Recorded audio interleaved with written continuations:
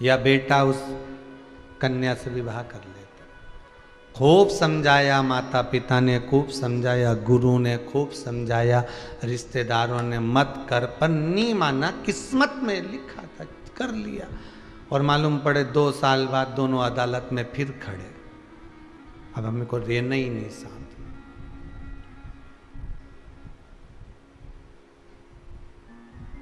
मंडरा रहा है, पहले भी मंडरा है, ऊपर भी जाने के बाद क्या मतलब। अरे भजन भोले बाबा का करते रहोगे तो संसार सागर से तरते रहोगे। ये मौका मिला है, मनुष्य की देह मिली है, मानव का शरीर मिला है, बड़ी मुश्किल से प्राप्त होता है। मानव का शरीर का समझो कि कितना मुश्किल से मिला है कि भगवान भी पृथ्वी पर माता के गर्भ से जन्म लेने के लिए तरसते हैं। वो शरीर तुमको मिला, कोई साधारण मिला है?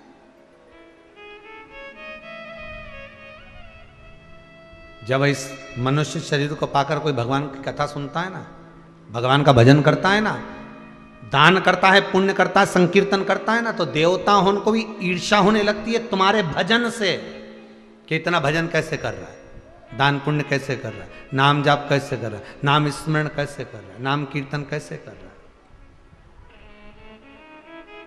इंद्र भी सोचते हैं कि भजन में कैसे डूबेगा। मनुष्य का शरीर बड़ी मुश्किल से मिलता है, और मिल गया और उसमें साथ भजन मिल जाए,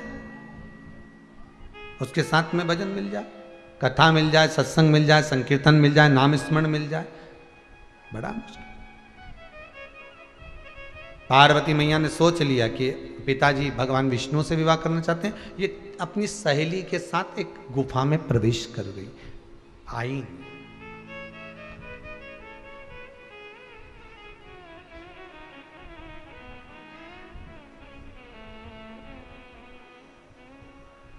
इस कथा को कई लोग सुनते हैं तो गलत विचार कर लेते हैं कि पार्वती जी ने भी जिद करी थी शंकर जी को पाने की और उनसे विवाह किया था, तो मैं भी जिद करूं।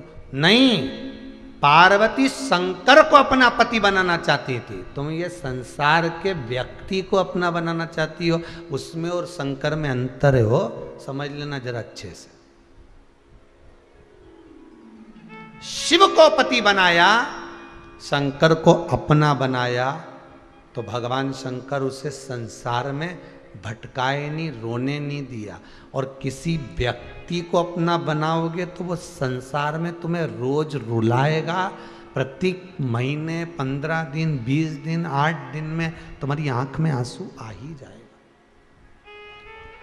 ऐसे वर को क्या वरूं जो जन्मे और मर जाए, वर वरूं मेरा सावरा तो मेरा चूड़ा अमर हो जाए। भगवान को अपना बनाया है पार्वती जी ने, किसी संसारिक व्यक्ति को नहीं।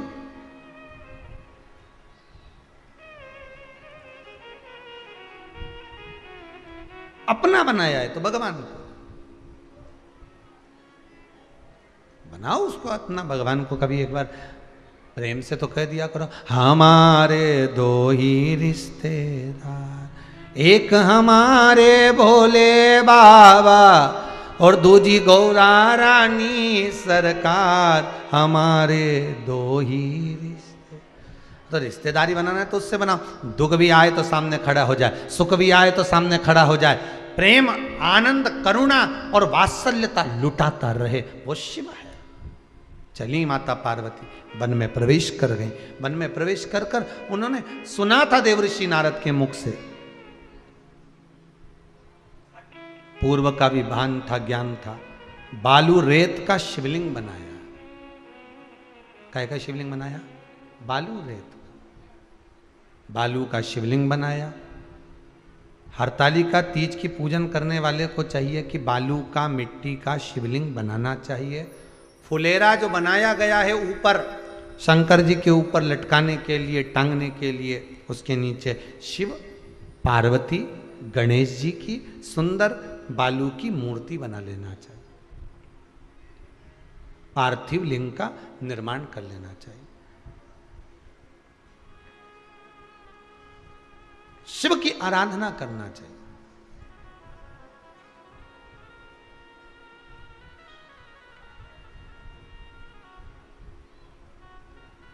जो फल आपके पास में हो शंकर को समर्पित करना चाहिए, पूजन करना चाहिए,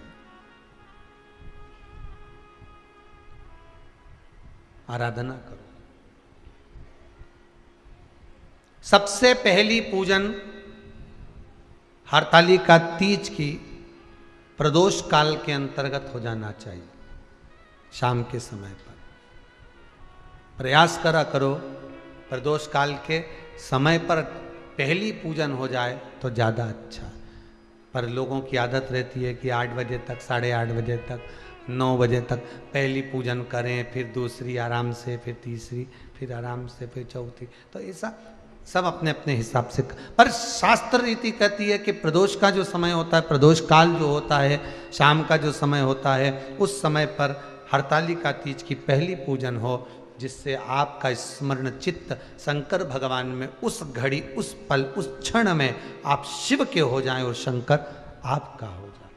हाँ, अगर किसी के आने में देरी हो,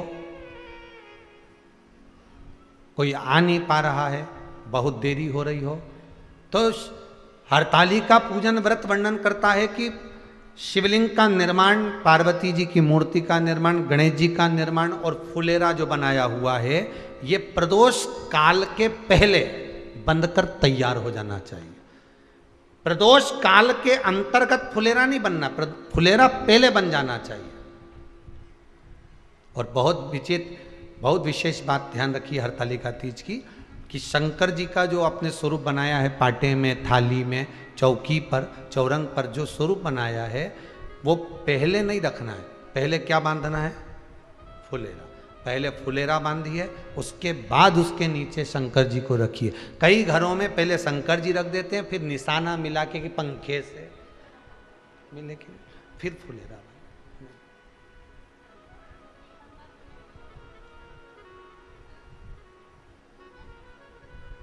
हरतालिका तीज व्रत का वर्णन स्वयं शंकर भगवान ने भी पार्वती को इस कथा को सुनाया है। आप जब हरतालिका तीज की कथा सुनेंगे, पढ़ेंगे, आपके घर में अगर किताब होगी तो उसमें आप स्मरण करेंगे तो उसमें भी वर्णन आता है। शिव से पार्वती जी पूछ रही हैं कि मैं आपको बार बार प्राप्त हुई हूं और आप मुझे बार बार प्राप्त हुए, ऐसा कौन सा व्रत है जिसके बल पर आप मुझे मिल रहे हो? तो शंकर भगवान कहते हैं वो है हरतालिका व्रत। हस्त नक्षत्र में जो तृतीया पड़ी है भादो के शुक्ल पक्ष, वो उसके फल से मैं मिला। अब जो हरतालिका तीज का पूजन करते हैं तो उनके लिए हो गया। अब दूसरे के लिए भी सुन ले। जो नारी हरतालिका तीज का पूजन नहीं करती, व्रत नहीं करती, साधना नहीं करती, उसके लिए भी कहा गया कि आप अगर ये व्रत नहीं करते हो तो एक कार्य जरूर करना, कहीं पर फुलेरा बंधा हो, हरतालिका की पूजन हो रही हो, 5 मिनट 10 मिनट निकालकर अपने आसपास के किसी पौधे में से पत्तियां लेकर या पुष्प लेकर, 5 वृक्ष की पत्ती या 5 वृक्ष के पुष्प लेकर शंकर भगवान को जब पूजन हो रही हो, 5 मिनट माताएं जब पूजन कर रही हों, तब आप भी उस पुष्प को, उस पत्तियों को शंकर को समर्पित कर सकते हो। ये नहीं चढ़ा सकते तो 5 फल नहीं चढ़ा सकते तो 5 कुछ भी पुष्प आदि का आप शिव को समर्पित करो और करो। अब कई लोग कहते हैं हम व्रत नहीं रखते तो भी चढ़ा सकते, बिल्कुल। हरतालिका तीज का पूजन, शंकर की आराधना तुम्हारे मोहल्ले में, तुम्हारी कॉलोनी में, तुम्हारी सोसाइटी में कहीं तो होती होगी। जितने लोग आस्था पर सुन रहे हो, कोई तो तुम्हारे यहाँ करता होगा। 5 मिनट उसको कह दो कल हरतालिका पूजन कब है, तो वो बोलेंगे इतनी तारीख को। अच्छा, अब हमको सूचना दे देना, हमको थोड़ा सा भगवान को प्रणाम करना है, नमन करना है, उनको दंडवत करना है, उनको साष्टांग करना है।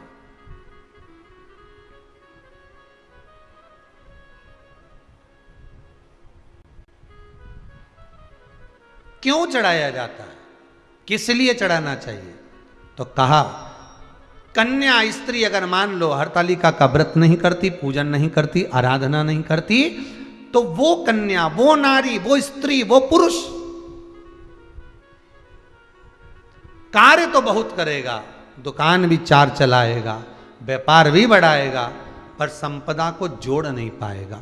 1 रुपये कमाएगा, 1.25 रुपये खर्च वाला काम चलेगा। हस्त नक्षत्र में जो तृतीया पड़ती है, हस्त नक्षत्र के अंतर्गत जो तृतीया का महत्व कहा गया है, वो संपदा को बढ़ाती है, मनोकामना को पूर्ण करती है। इसलिए कहा गया हस्त नक्षत्र। आपने जितने भी व्रत करे होंगे, जितने भी व्रत आप करेंगी, और व्रतों की किताब पढ़ना, कहीं पर नक्षत्र नहीं लिखा होगा। वहां पर लिखा होगा कि आप चतुर्थी का पूजन करो, उसमें नक्षत्र नहीं लिखा होगा। पंचमी का पूजन करो, उसमें नक्षत्र नहीं लिखा होगा। आप छठ का पूजन करो, उसमें नक्षत्र नहीं लिखा होगा। आप नवरात्रि का पूजन करें, उसमें नक्षत्र नहीं लिखा होगा। आप गणेश जी के व्रत करें, उसमें नक्षत्र नहीं लिखा होगा। केवल सारे व्रतों में एक व्रत ऐसा होता है, हरतालिका तीज का व्रत, जिसमें लिखा होता है हस्त नक्षत्र की तृतीया। क्यों? क्योंकि हस्त नक्षत्र के अंतर्गत जो तृतीया आती है, वो मनोकामना को पूर्ण कर कर चली जाती है। इसलिए शिव की आराधना के लिए प्रथम माने।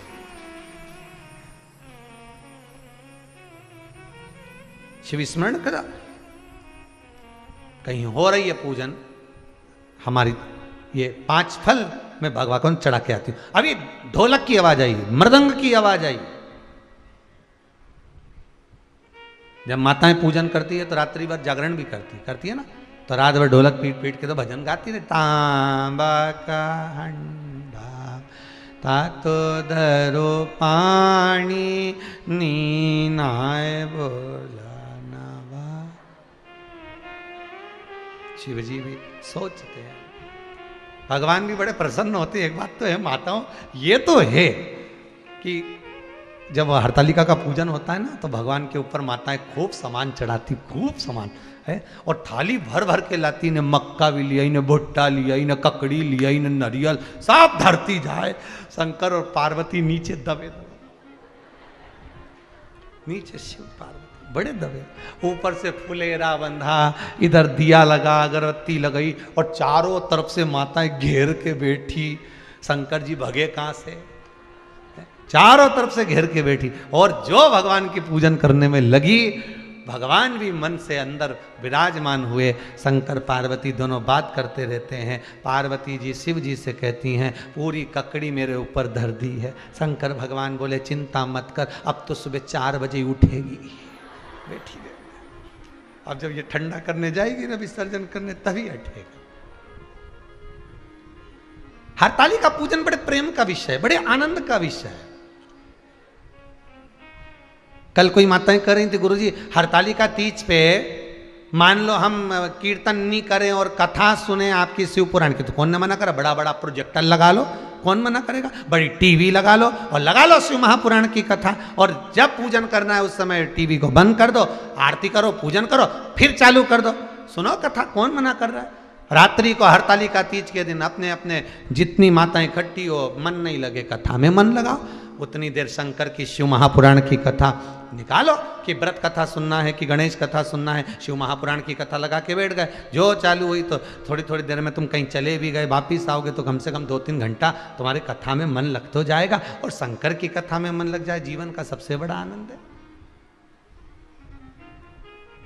और जितने भजन शिव महापुराण में आपने सुने हैं, वैसे तो आपने सब बहुत चतुर हो रही, सबने लिख लिख के रख लिया होगा, है तो भजन भी गाओ, ढोलक बजा बजा के खूब प्रेम से आनंद से। जाना है हमको केला,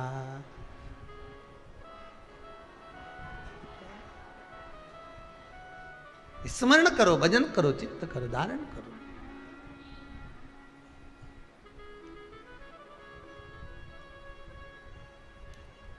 और इस मन को, इस चित्त को जितना भगवान के भजन में लगा सकते हो उतना लगाओ। कहा हस्त नक्षत्र में किया गया दान, हस्त नक्षत्र के अंतर्गत तृतीया के दिन किया गया पुण्य, हस्त नक्षत्र में तृतीया के दिन किया गया श्रृंगार, हस्त नक्षत्र में तृतीया के दिन करा गया अपना सुंदर सिंदूरा, भगवान का आनंद प्रदान कर देता, अखंडता देता। और मान लो गुरुदेव हमारी कॉलोनी में, हमारी सोसाइटी में, हमारे मोहल्ले में कहीं हरताली का व्रत हो ही नहीं रहा हो, कहीं फुलेरा बंधा ही नहीं हो, तो शंकर जी के जितने मंदिर होते हैं कहीं ना कहीं तो फुलेरा बनता होगा शिव जी के ऊपर, तो वहाँ जाकर भी आप समर्पित कर सकते हो। पर प्रयास करना कि उस दिन शिव जी के ऊपर फुलेरा होना चाहिए, जलाधारी नहीं, फुलेरा।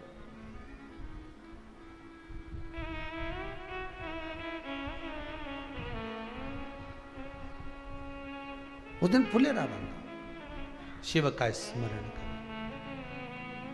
शंभु शरणे पड़ी मांगू घड़ी रे घड़ी, दुख काटो दया करी ने दर्शन आपो। हे बाबा, मैं जानती नहीं पूजन, मैं जानती नहीं अर्चना, मैं जानती नहीं स्मरण, पर आपकी आराधना जानती हूं। और पार्वती जी ने जब तप साधना व्रत धारण किया, हरतालिका का पूजन का जो विधान था सब कुछ किया, बालू का शिवलिंग बनाकर पूजन करके ब्रह्म मुहूर्त दूसरे दिन सुबह रात्रि भर पूजन करके प्रातः में ले जाकर शंकर भगवान को शिवलिंग का विसर्जन किया, अर्चना करी, आराधना करी, पुनः आई। हिमालय राज जी को मालूम पड़ गया कि पार्वती कहाँ है। दौड़े हिमालय राज, गए हिमालय राज, पार्वती को जाकर कहा तू चिंता मत कर, तो शिव को अपना बनाना चाहती है, मैं शंकर के साथ तेरा विवाह करूंगा, क्यों चिंता करती है। और हिमालय राज जी पार्वती को लेकर आ गए और लग्न पत्रिका लिखवाई, देव ऋषि नारद के हाथ ब्रह्मदेव के पास पहुंचाई, ब्रह्मा जी ने वो लग्न पत्रिका भगवान शंकर के यहाँ पहुंचाई। शिव जी के यहाँ जब पत्रिका पहुंची, भोलेनाथ तो समाधि में लीन थे, समाधि में लीन थे, उनकी समाधि को तोड़वाया, कामदेव को पहुंचाया, जाओ समाधि को तोड़ना है तुम्हें।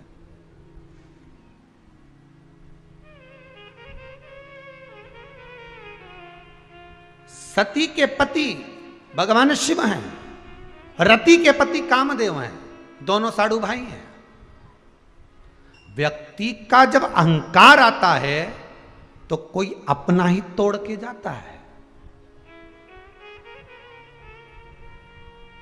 दुनिया के किसी व्यक्ति में दम नहीं चक्रव्यूह रच ले तुम्हारे लिए, याद रखना। पुराना इतिहास उठाकर देख लो, महाभारत से लेकर आज तक का चक्रव्यूह कोई तुम्हारा अपना ही रचता है, दुनिया का कोई व्यक्ति नहीं रचेगा, जो तुम्हारे रचेंगे अपने। महाभारत में भी अपनों ने चक्रव्यूह रचा था, एक अभिमन्यु को पकड़ने के लिए, एक को साधने के लिए, घेरने के लिए। कोई दूसरा चक्रव्यूह नहीं रचता, जो तुम्हारे साथ रहता होगा, तुम्हारा अपना होगा, तुम्हारे मिठास में परिपूर्ण होगा, तुमको बर्बाद करने के लिए चक्रव्यूह वो रचेगा, कोई दूसरा नहीं रच सकता।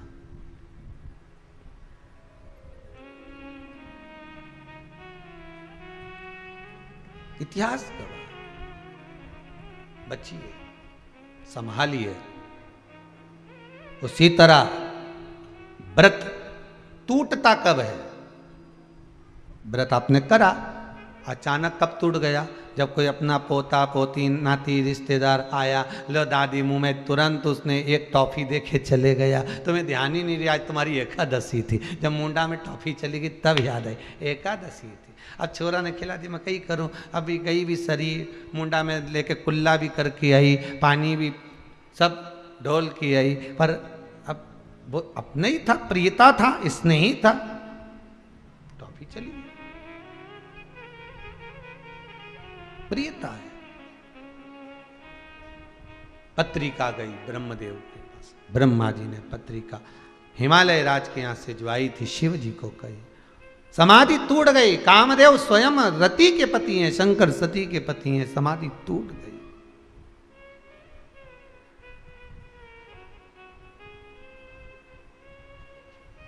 और जब समाधि टूटी, तीसरे नेत्र द्वारा कामदेव जलकर भस्म हुए, शंकर भगवान की सुंदर बारात चलने की तैयारी हुई।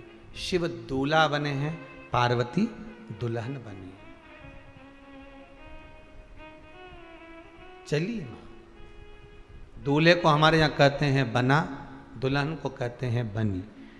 दोनों में ही नहीं बने तो समझ लेना काय का बना और काय की बनी। दोनों में बने तो समझ लो बना और बनी, नहीं तो इसका कोई मतलब, इसका कोई महत्व नहीं। शंकर भगवान दूल्हा बनकर चले, कितना जोरदार दूल्हा होगा जरा अंदाजा लगाओ, अपने हृदय में लगा लो तुम तो अंदाजा। आज का दूल्हा घोड़ी पे बैठ के जाए, रथ पे बैठ के जाए, वो नंदी पे बैठ के गया, जरा अंदाजा लगाइए दिमाग में, बुद्धि में, कि बारात पार्वती जी के कितनी जोरदार निकली। दूल्हा बैठा नंदी पे, नंदी पे भी बैठा तो सीधा नहीं बैठा, औंधा बैठा, उल्टा, नंदी का मुंह इधर, शिव जी का मुंह उधर। किसी ने पूछ लिया तुम सीधे क्यों नहीं बैठ रहे? शंकर भगवान बोले आगे से नंदी देखेगा बारात, पीछे से हम देखेंगे, गड़बड़ तो नहीं हो रही, इसलिए हम उल्टे बैठे।